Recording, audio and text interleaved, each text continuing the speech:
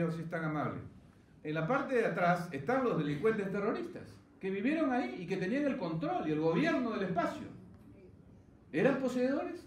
No, porque su comportamiento no revelaba una titularidad. Imagínense el absurdo que significaría creer que lo eran, que eran titulares. Después habría que haber interpuesto un desalojo para sacarlos del lugar.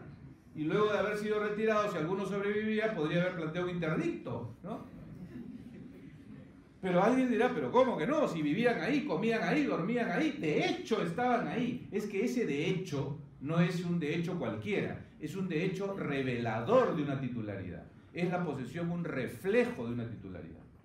¿Pero cómo? ¿No era que no importaba la titularidad? No importaba en la medida que no pueda ser verificada con la propia observación del acto.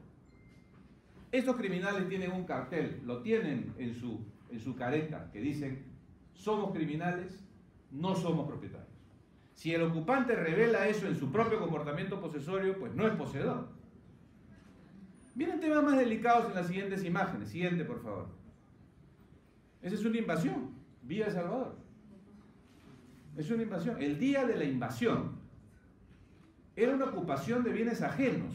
Era una ocupación de bienes ajenos. No importa la justificación. Y estas personas estaban realizando una ocupación que claramente ningún propietario puede ir con una estera, ¿no es cierto?, a instalarse en su predio. Esto era una invasión. ¿Eran poseedores? No eran poseedores.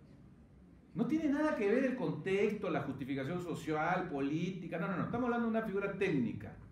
No hay posesión si el comportamiento revela la ausencia de titularidad, aunque haya presencia. Por supuesto, estamos hablando hace 30 años atrás o 40, porque las invasiones de hoy son más sofisticadas, ¿no? Ya no son esteras, son paredes de madera perfectamente organizadas y delineadas. Sigue siendo una invasión. La visión del comportamiento revelador de una titularidad tiene que ser una visión que naturalmente se va ajustando a los tiempos. Se va ajustando a los tiempos y a las circunstancias. Siguiente. Ese es un proceso. El mismo bien Salvador, 15 años después. No sé si es exactamente la misma zona, pero es el mismo lugar de la invasión, el mismo espacio, el mismo, lo que luego fue a dar lugar a la siguiente imagen, por favor, de la que, por supuesto, siendo el mismo distrito, nadie duda de que es posesión total. Si alguno de esos nunca terminó su proceso de saneamiento, no lo sé, pero nadie lo va a verificar. Es posesión. El objetivo de estas imágenes es solamente demostrarles a los señores lo siguiente: el fundamento, la estadística. La estadística. La razón de ser de proteger un comportamiento no es por el mero comportamiento, es porque aparenta una titularidad. Entonces, si no hay tal apariencia de titularidad, no hay posesión y no hay protección.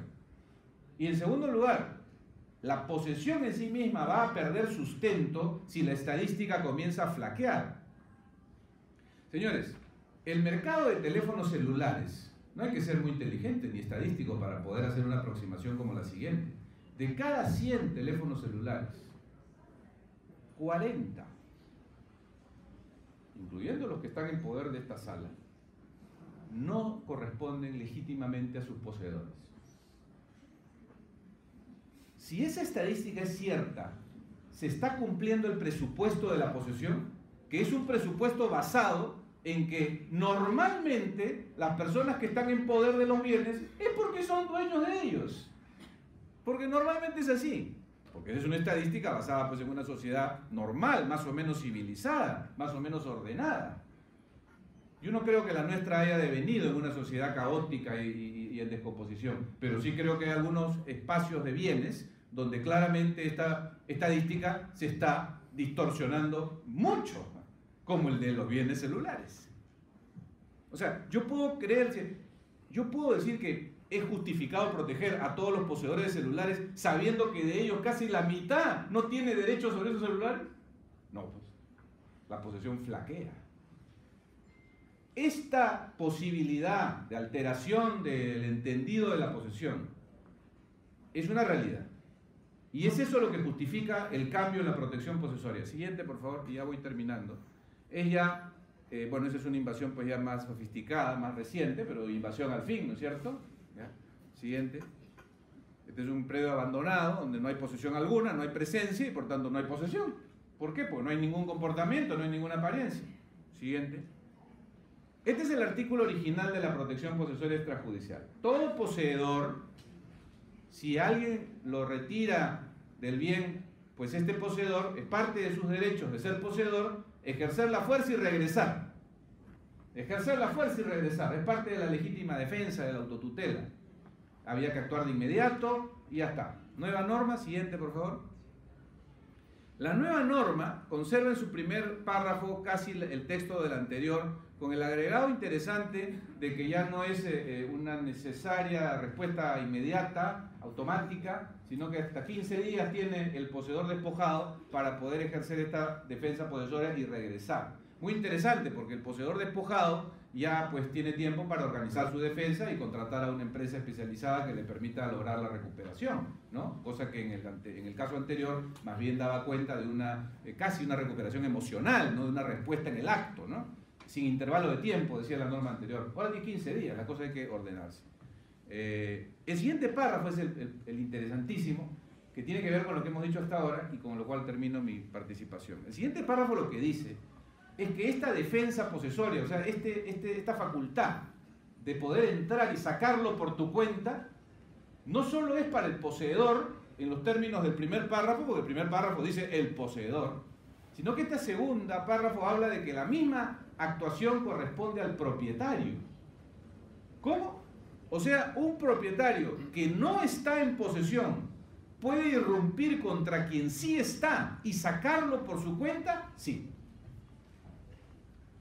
¿Pero cómo es eso? Bueno, esta es una norma que se dio en el marco de varias disposiciones para incentivar las inversiones. Incentivarlas y remover la economía. Porque, señores, mi trabajo es ese, también el de Raúl, y todo el tiempo recibimos la misma pregunta y cuestionamiento de nuestros clientes. ¿Cuánto tiempo demora tomar el control de un inmueble que acabamos de comprar legítimamente? 4 años, 5 años, 6 años. Bueno, me da vuelta y me voy. Entonces ese es un dato conocido por todos los que operamos en el sistema legal. Y entonces el sistema desde el Estado responde y dice, vamos a darle a los propietarios una herramienta que les permita acceder de inmediato a sus bienes. ¿Cómo? Actuando por su cuenta. O sea, al extremo, ¿no?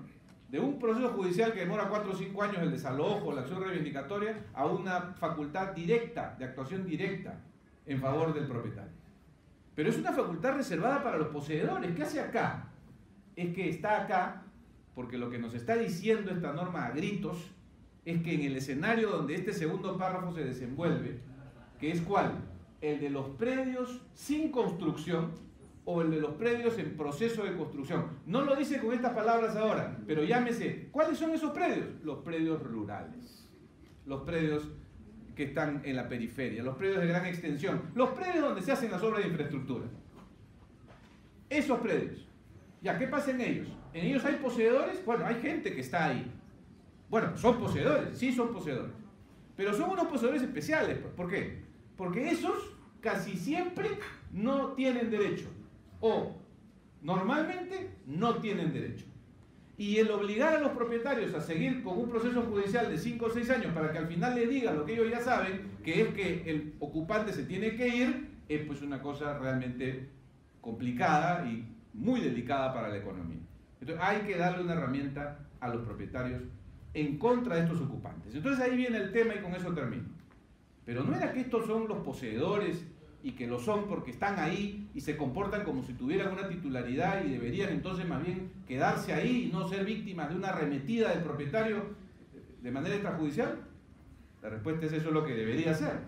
Pero aquí, como en los celulares, se ha entendido que hay una alteración de la estadística. Hay una alteración de la estadística. En materia inmobiliaria no urbana se ha producido una conmoción en la estadística. De cada 100 ocupantes de predios rurales, ya no son el 99% de ellos propietarios de estos inmuebles. Ya no son. Tampoco digo que esté 50-50, pero el porcentaje de ilegítimos se ha incrementado ostensiblemente. ¿Y de dónde se ha sacado esa estadística? Permítanme contarles. De cada 100 demandas de reivindicación o de cada 100 demandas de desalojo que llegan a la Corte Suprema, donde el demandado, que es el poseedor, se ha resistido y ha dicho no me quiero ir porque tengo derecho, tú demandante no lo tienes y están peleando, de cada 100 de estos procesos que han llegado a la Corte Suprema, en 60 casos, o el 60%, el demandante tenía razón. O sea, de los 100, solamente 40 de los poseedores realmente tenían derecho a poseer. Entonces, si le damos esa estadística al maestro Yering, en la clase histórica que les refería al principio, dirían, eso ya no sostiene la posesión, eso ya no amerita una protección posesoria. Porque la protección posesoria se amerita en la mayoría, en la abrumadora mayoría de que los ocupantes normalmente son. Pero acá resulta que no. Resulta en nuestro país que casi en la mitad de los casos en los cuales el demandado, o sea el poseedor, se resiste, resulta que no tenía derecho. Entonces pues era injusto que se resista, no era merecedor de la protección, no era merecedor de la protección. Entonces está bien puesta. Lo que tenemos que entender es cuál es el fundamento jurídico que hace en virtud de una disposición de este tipo, que le da a los propietarios la facultad de sacar a los poseedores. ¿Cuál es el fundamento jurídico? Digo, para que en virtud de esto se haya producido, como que se ha producido, una alteración sustancial en el concepto de posesión para este tipo de inmuebles, no para todo tipo de inmuebles.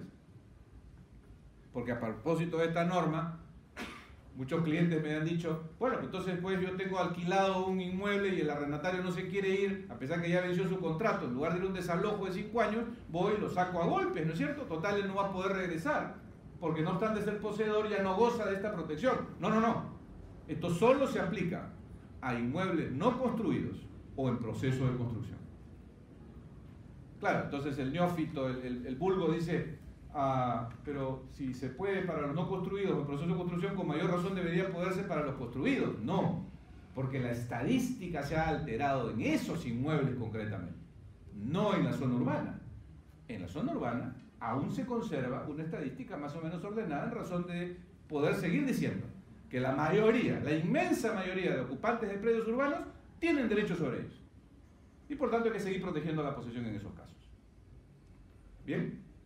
Bueno, dicho sea de paso, la preocupación de Gunter, que es la preocupación de todos, respecto a que en circunstancias como estas podría terminar generándose un abuso contra los poseedores, es verdad. Pero eso tiene un ámbito de protección en un escenario y con herramientas diferentes. No tenemos que llamar poseedor a la persona que está ahí para hacerla mantener a toda fuerza. Este propietario que utiliza la fuerza por su cuenta, contrata un ejército privado para retirar al precario, no puede pues dañar obviamente físicamente al poseedor, no puede atentar contra su vida, contra su seguridad personal. Si lo hiciera, está eso prohibido y el poseedor, no por ser poseedor, sino por ser persona, está protegido. Pero ya no tiene nada que ver eso la posesión. Y esto es un mundo distinto, mundo de la protección personal y por supuesto de la sanción por actos criminales, ¿no? Señores, muchas gracias, ha sido un gusto como siempre.